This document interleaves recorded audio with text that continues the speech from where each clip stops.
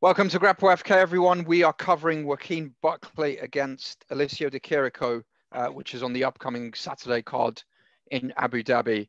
Let's quickly get into this. So it's New Mansa against Manzo. Joaquin is 12-3.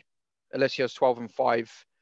Joaquin's 5'10", which is quite short for that weight. Alessio's 6 foot. Joaquin's got a reach advantage, leg reach advantage goes to Alessio. So, I mean, we all know about Joaquin Buckley now. He's a decent boxer. Well, he's not decent. He's a pretty good boxer for MMA standards. He's got serious power. He's a very muscular man, but he seems to, he doesn't really get tired over 3 rounds. He still throws quite a lot in the 3rd round. He's only been to the 3rd round with Kevin Holland. He was defeated in that fight, but he was still throwing heavy shots. Alessio is, I'd say, a well-rounded fighter, but I don't think he does anything particularly well. Nothing really jumps out. I think he's probably at the lower end of UFC standard fighters. He has a hard right hand. You know, he's powerful, but I don't think he does anything particularly amazing. But what do you think, Andrew? Well, let's talk about Alessio Di Chirico's skill set. As you said, he doesn't seem to do anything that well. I think Alessio Di Chirico's Daisy, not my microphone over. I think Alessio Di Chirico's problem is he hasn't quite figured out what he's good at yet. So for most of his fights, most of which he's lost, by the way. He's lost 3 in a row now. Yeah, his style is counterpunching. Now, the problem is if you're a counterpuncher, you need to hit really hard and you need to be knocking people out. Because if you're a counterpuncher, you're not landing a whole load of volume. Yeah. So Di Chirico's problem is that he's waiting and waiting and waiting for people to come forward, and he just swings bombs, right? He hasn't knocked anybody out doing that, apart from maybe once against low level. Yeah, I think he KO'd one guy quite a while back. Yeah. So I mean, given that he's waiting for the opportunity that never seems to come, he tends to lose on points. Now, on occasion, as with the Kevin Holland fight, occasionally he would go first, and when he goes first and he wades forward to throw those bombs, he's winning. He's winning that part of the fight, and he looks decent because that's a lot to deal with. You know, a big, strong guy throwing bombs at you, coming forward. That aggression is tough to deal with. But that is few and far between. Most of the time, he's sitting back. He's allowing himself to be put on the back foot, and he's just looking for that opening, which typically doesn't come. Now, I've been thinking about this a lot because counterpunching in MMA isn't very good.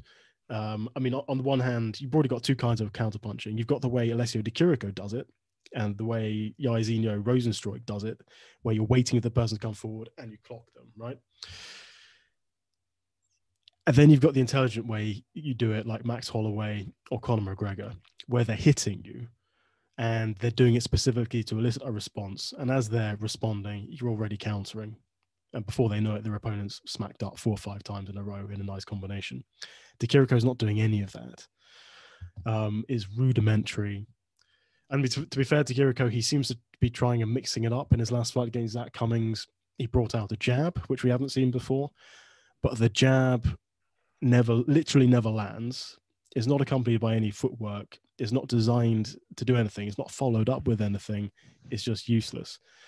Yeah. So, well, what I would suggest Alessio Di Chirico do is just be a brawler. Just be a rough, tough guy who comes forward and bangs. Because when he does that, even against high-level fighters like Kevin Holland, he has some success. I think you've hit the nail on the head there, because he also has a very good chin. He can take shots. So if you are going to go down the brawling route in the UFC, you need to have a good chin, which he does. Yeah. He's not winning these kind of more tactical exchanges. So, yeah, I agree with that. Yeah, absolutely. He's not winning these tactical exchanges whatsoever. And going back to his fight against Mahmoud Muradov is not a great striker himself. He's kind of a one shot, one jab, you know, over the top right hand kind of striker. Really good Pretty good footwork. jab, pretty good jab. But I mean, in terms of combination boxing, punching, Yeah. he's not high level. Yeah. But I mean, he was getting the better of Alessio in some exchanges, and that's because, as you said, Alessio's striking, his boxing particularly, is rudimentary. Yeah. So yeah, I agree with that. He is a strong guy. He's got chin, but yeah, I think he's not quite there in terms of the standard you need to be at to beating top 30, top 25 guys. Yeah. I think it's a lack of understanding of boxing styles, as well as lack of just technique. And I think maybe a lack of speed and reaction time to see things coming. Because he swings heavy, but he's not swinging with any precision. Most of his shots are No, not landing clean, yeah. I mean, I've seen him land against a few people. Like he's got power in that right hand, but it's just as you said, it's just the hand-eye coordination, the speed is off, the timing is off, because someone of his build should probably be KOing a lot more people, but he Yeah. just doesn't have the skill set for it. On the other hand, let's go on to Buckley. I mean, I think Buckley is having rewatched his fights, because as we've said before, he got very unlucky with his first fight, really unlucky. The UFC gave him a contract and said, you have to fight Kevin Holland. 1 week's notice. Very tough. Still got to the third round with him, but ultimately Kevin Holland finished him. His next fight against Impa Kasanganay, he looked very good in my opinion. His boxing looked good, very crisp.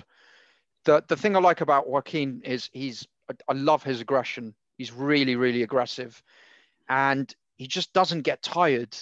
Someone of his muscle mass, swinging hooks like that, swinging straight forward punches, hooks, and so on, kicks. He just doesn't get tired for some reason.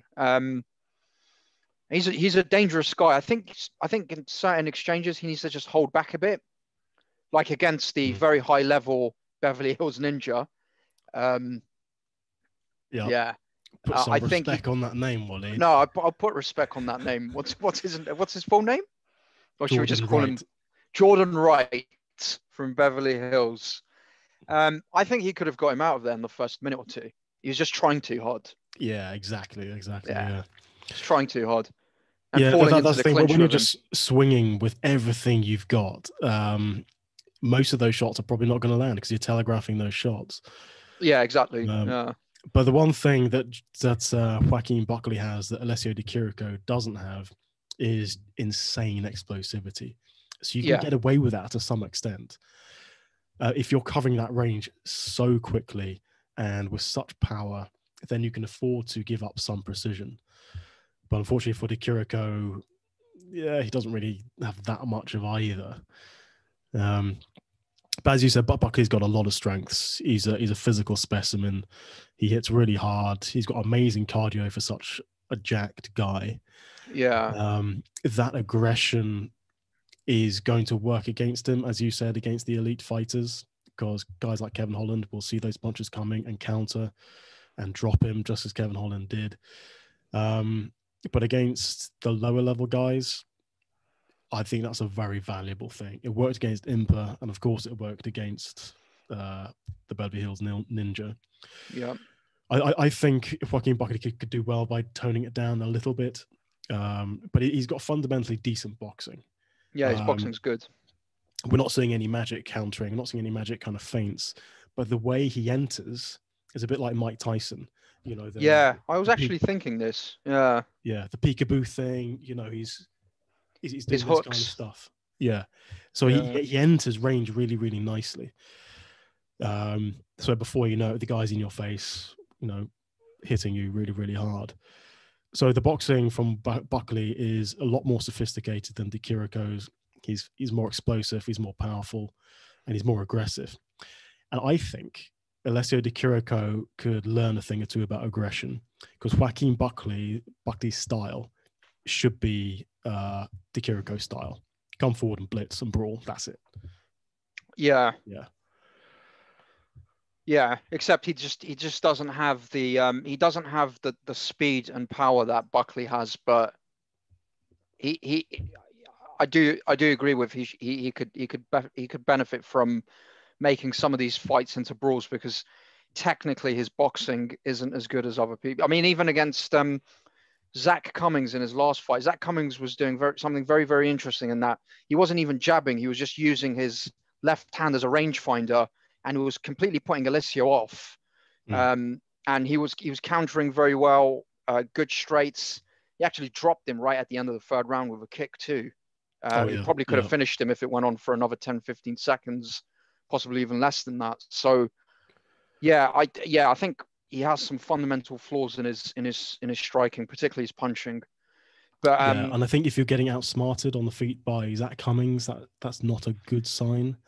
Zach Cummings is a elusive, quite intelligent fighter. But I think it's more worrying if you're getting outsmarted by Muradov. Muradov's only really got a jab. The Zach thing Cummings is very, very experienced. Cummings. The thing is with Muradov, you can win fights with just a jab, exactly as Muradov did. And if you're too slow to counter that jab, then Muradov's going to win just by popping you in the face. What was I going to say? I mean, Di Chirico did have some moments against Muradov. Once he closed the gap and got in his face, pushed him against the cage, he did land a few shots. Nothing big enough and clean enough to put him out. But again, when he gets aggressive, he does have his moments. But yeah, you're right. Overall, Di Chirico's game is a little bit, the fundamentals are lacking. And it worries me in that Zach Cummings fight, as you said, Cummings was just putting out the feelers there to try and get Di Chirico to bite on them and counter. But of course, Zach Cummings knows exactly he's going to counter them, and he's ready, which completely put Di Chirico off his game, as you said. But Let's check the stats for his last three. Oh, sorry, carry on. I'll just check the stats for his last three fights, but carry on. The big question mark for me is, does Buckley's style play into Di Chirico's style? Because Di Chirico being a counter striker, Buckley's going to come into his range, and you would think that if Di Chirico is going to have success against any kind of style, it would be against Buckley's style. Yeah, that's a good point. Yeah, given that he likes counter punching, because Buckley will be in range, and Di Chirico will have a split second to hit Buckley before Buckley can hit him. I just don't. If Di Chirico was faster, if Buckley was slower, I would think that point would be a very strong point. But because Buckley's got such a speed advantage, I think he could literally hit him twice before Di Chirico can hit him once. I think, I'm inclined He's to agree really with quick. That. Yeah. So if looking at some of Di Chirico's fights here, so the Zach Cummings fight, you're right, it was very close. Cummings knocked. I didn't realize it was that close because I watched it in full. It looked like Cummings was getting the better of him. But as we've said before, sometimes judges score punches on the gloves and so on. Mahmoud more of the fight. Mahmoud, again, a low output fight, but Mahmoud outscored him in terms of strikes. And same with Kevin Holland. Di Chirico got 2 takedowns. I haven't watched that fight in full. Yeah, ironically, so takedown. Ironically, that was his best performance so far, in my opinion. Really? I mean, excluding probably that KO. But that was a really good performance against easily his toughest competition. Yeah. That was Kevin Holland last year, though. This year, he's just become a beast, hasn't he? But Kevin Holland was a sicko last year as well. Was he? But he was losing more fights more frequently though last year, wasn't he? Last year and the year before. Yeah, probably. But I've been riding his cock for a long time. He's a good fighter. He is. Yeah. So Buckley. So demolished Jordan Wright. The Impa fight was close. But just Buckley was just getting the better of him in terms of the power, and the Holland fight unfortunately didn't go his way, but that was a tough fight. One question: do you think do you think Buckley's undersized for middleweight? Yes, Sometimes I he look is. at him and think He weighs in he weighed in under. at 182, didn't he? Yeah. So he doesn't cut any weight at all, which does make him undersized. But you could also say that's to his advantage. He's got more energy. He doesn't fade. Probably why he doesn't get tired. Yeah. But yeah, he is undersized. Do you think he could make 170? It's 12 pounds. Probably. Yeah. Yeah, probably. Yeah, he probably could. Losing the water weight, yeah, probably. Yeah. All right. Well, yeah, I think in terms of them clashing, I think I see Buckley getting the better of him in this fight just because purely based on his better boxing. I mean, he's got a negative differential there, but that's because of the Kevin Holland fight. In his last two fights, he's done a lot better. I think he's got better boxing. I think he comes in very quickly, very aggressively. He can take a shot. He doesn't really get taken down, shown by his takedown defense. Di Chirico hasn't gone for a takedown for what, 3 fights now. I think this. I'm leaning definitely more towards Buckley in this fight. So am I. I'm not convinced that Buckley can land a whole lot because Di Chirico is significantly taller. Well, 2-3 inches taller. 2 inches, yeah. 2 inches. I mean, Buckley does have a long reach. He's got a reach advantage. But that height thing, it does make a difference. Imper's an inch taller than him. Jordan Wright was 4 inches. Is 4 inches taller than him. True, yeah, that's ridiculous. Yeah. Yeah. I mean, I don't think Joaquin Buckley will land a whole lot. Yeah. At least not clean. But I think the issue could just come down to one of volume. And we know that Di Chirico is probably not going to land much. No. We know that Joaquin Buckley is going to push forward and do a whole lot of work. It will be winning on points. He'll be winning in the eyes of the judges from aggression and cage control. And of course, if he does land, then Di Chirico could be in a whole load of trouble. Yeah, I mean, Di Chirico's never been KO'd before. I don't think I'm pretty sure he hasn't. I mean, he nearly got finished against Zach, but that was a kick. No, he's only been submitted. But I mean, he's difficult to put away. He's a tough guy. He's difficult, yeah. But I mean, I would argue that most of those guys don't hit like Buckley. Correct. Yeah. Yeah. So, what are you thinking in terms of prediction then? Getting on to predictions. I would have to go for a Joaquin Buckley decision. Unanimous decision. Winning probably all 3 rounds just through output. Okay, I'm going to make it a bit sexy and say Joaquin Buckley KO TKO 3rd round. What do you think Di Chirico is going to slow down? I think he'll slow down because of the power of the shots, yeah. I think the power of the shots will slow him down. Okay. Yeah. Di Chirico does hang in there. He does. But I just don't think he's faced someone that hits like Buckley before. Maybe Holland hits hard as well. Holland hits hard too, but I think Buckley probably has more power in one shot than all of these guys. I mean, I'm not familiar with 1 or 2 of them, but most of them definitely. Yeah, for sure. Yeah. Okay, so who do you think the favorite is? I would say definitely Buckley. I mean, he's on a 2-fight win streak, coming off that viral KO, probably KO of the decades. Like, this guy's on a 3-fight. I'm guessing Buckley's like minus 250, minus 300. People are riding Buckley's cock, dude. Yeah, so the problem with Buckley, the odds are going to be inflated because of that spectacular one-kick KO, which will never happen again. Nah, not like that. Probably not like that. You see that stuff. Sorry to interrupt. You see that stuff in kickboxing and K1 and stuff sometimes, but not in the UFC. Yeah. Yeah. And I think the odds are also inflated because of just battering the Beverly Hills Ninja. But I mean, anyone can batter the Beverly Hills Ninja. No, don't say that. I'm not having that. No? Oh, okay. I'm sorry.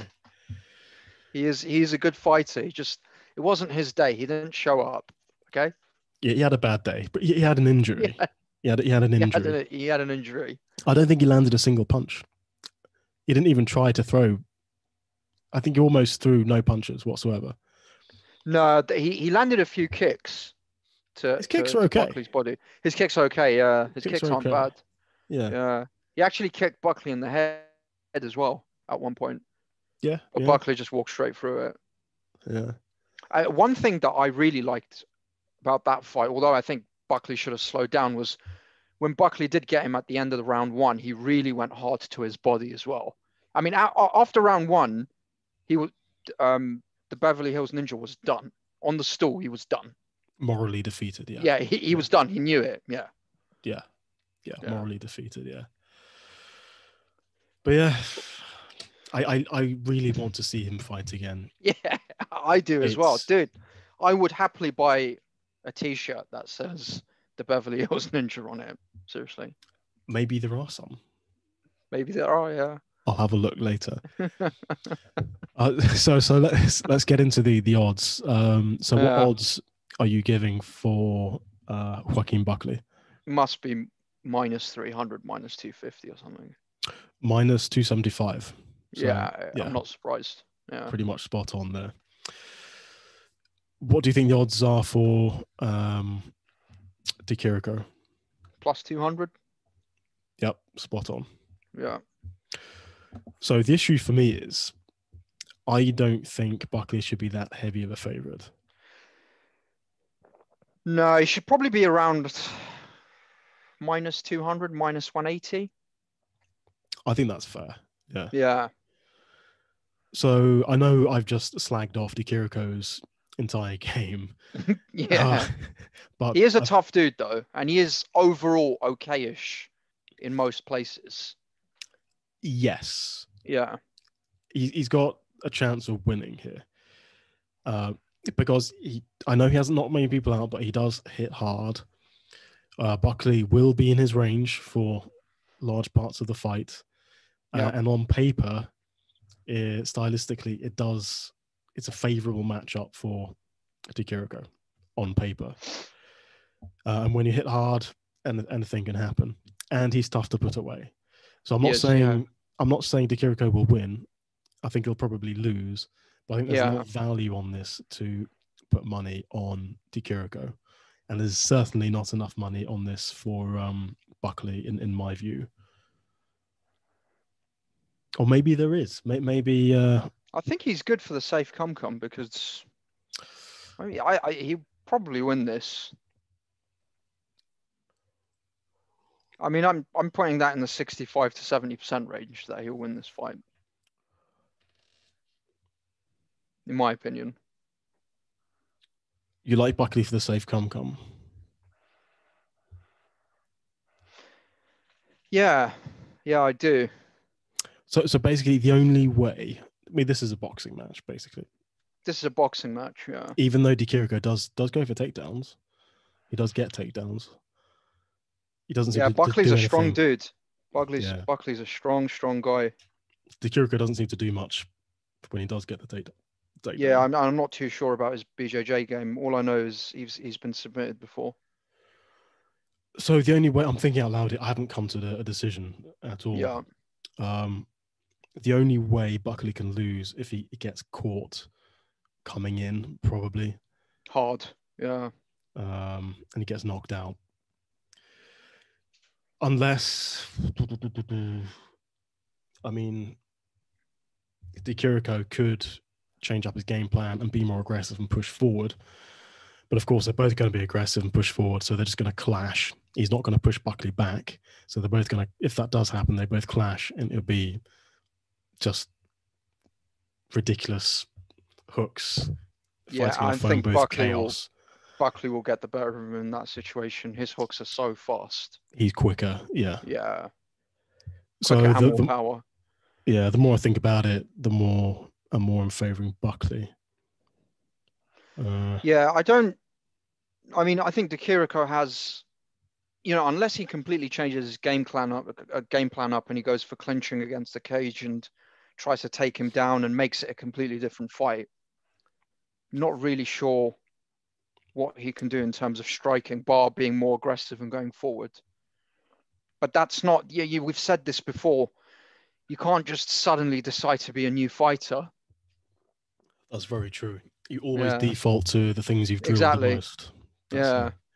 So, yeah, I think Buckley. I'll go with a third round finish for Buckley. Yeah, I'm going to say decision. Make it a spicy. Sorry? Decision. Make it spicy. Okay. Yeah, put a little bit of spice on it. Yeah, I'm going to say unanimous decision, Buckley. And now I'm pondering, do we put Buckley in the safe come? Safe. He's a definite for the risky, obviously. I think Di Chirico, I came into this thinking there's value on Di Chirico. Probably, yeah, as a separate, but I guess I want to take her. Yeah. But the more I think about it, what's the? Sorry, carry on. But yeah, the more I think about it, I just don't know how he wins. That's the thing. Yeah. And there's a difference. Sometimes I make the mistake of confusing a close fight with a reasonable probability of the underdog winning, if that makes sense. Yeah. So Di Chirico can put up a decent challenge. That doesn't necessarily mean he's going to win. Exactly. Yeah. So close fights do not necessarily represent value for the underdog, and we have to be careful of that. Yeah, so with that in mind, probably Buckley for a come. Yeah. Probably a risky come. Assuming we've got enough fights in that category. But so far for the safe come, we've got Holloway and who else? Oh God, who else do we have for the safe come? I've completely forgotten now. Who's the other fight we did? Who's did we do the co-main? No, we didn't do the co-main. We did Holloway and. How do we forget these things? We did this. I really don't know. Ponzinibbio. Yeah. I think that's more of a risky come. Holloway and Ponzinibbio. So it makes sense to put Buckley in there. Yeah, we'll continue to think about this. I think we should continue to think about this because there's a lot going on this card, and I'm pretty sure that there are some safer bets probably. Although I think this is pretty safe, but we've still got a bit of time. But yeah, I think Buckley third round KO, TKO, and Andrew. Unanimous decision. Serious question now, just before we say bye to the fans. Do you want to see Jordan Wright in a rematch against Buckley? Well, it was such a close fight the first time. We got to run it back. I mean, Jordan Wright nearly had him. He nearly had him. And his mom probably phoned up the UFC and said, just give him another go. Yeah. I would love to see Jordan Wright fight again. And I'm thinking that maybe the UFC haven't figured out quite how bad he is. Because the commentators, actually, no, they know how bad he is. They just they can't say it because they like the stuff that DC was saying about him. DC knows his stuff. Come on, he's an Olympic wrestler, two-weight champion, but you can't say this guy that Sean Shelby, my friend, has just brought into the UFC is terrible.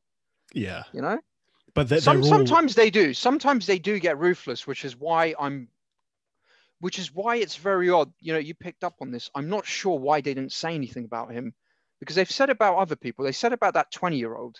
They were saying throughout his fight, the guy that looks like Ben Askren's son. Chase Hooper. Yeah, they were saying, he's not ready. His striking's not good enough. Well, but there's a couple of issues there. Joe Rogan said that, and Joe Rogan will tell the truth because he doesn't give a fuck.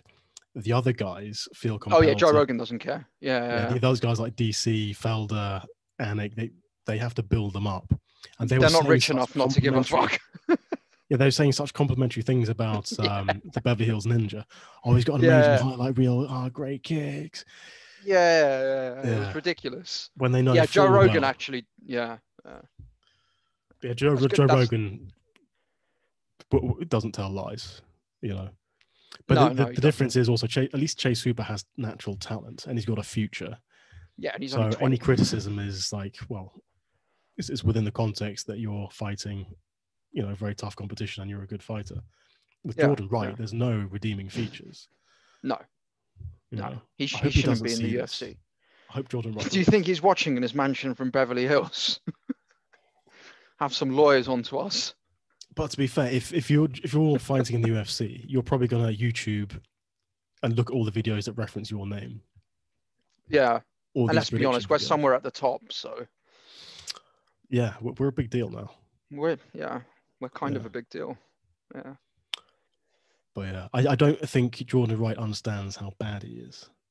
That's the thing. I think it's also his team, right? His team around him are just not telling him. They should never have let him. Like on the stool, round one, the guy was like this, completely hunched over. He was done. I'm not saying that they should. Well, I probably would have stopped it, but the guy was saying, "We expected this. We've got through the fire." And like Jordan was not even registering what he was saying. Yeah. You know, people are just boosting him up. It's not good. It's not safe, but whatever. Yeah. Yeah. Let the man fight, I say. Sorry? Let the man fight. Fuck it. Yeah. If he wants to fight, then, you know, he can die in there. Excuse me. Yes. You know? Give him the rematch against Buckley. But I think I'd fight him. I would fight Jordan Wright, and I'd probably win. He's pretty big, Andrew. He's about 3 inches taller than you. He's also terrible. His kicks are pretty good. His kicks are all right. If I don't stand in kicking range, then I win. Yeah, boxing. But boxing. Yeah. Oh, in a boxing match, I would kill him. I would kill him. Honestly, I would kill him. Call him out. Add him on Instagram and say, "I want a boxing match with you." That's an idea. Go fucking Jake Paul on his ass. Seriously. Make some videos and call him out. Seriously, if we manage to get this done and he agrees, you and I can fly over to Beverly Hills and we could actually do this. It can be some, you know, idiot YouTuber from England fighting the Beverly Hills Ninja. Yeah. We could actually make a big thing out of this. We could do. But then I better fucking win. Yeah, you have to. I have to fucking win. Yeah, you have to. I think I'll do that. It'll be a UK-US thing as well. Like, we'll make it into a UK-US thing. Yeah. A boxing match. Yeah. Kickboxing, he could probably win. Kickboxing, he'll fuck you up. He'll kick me, yeah. Yeah, he'll kick you.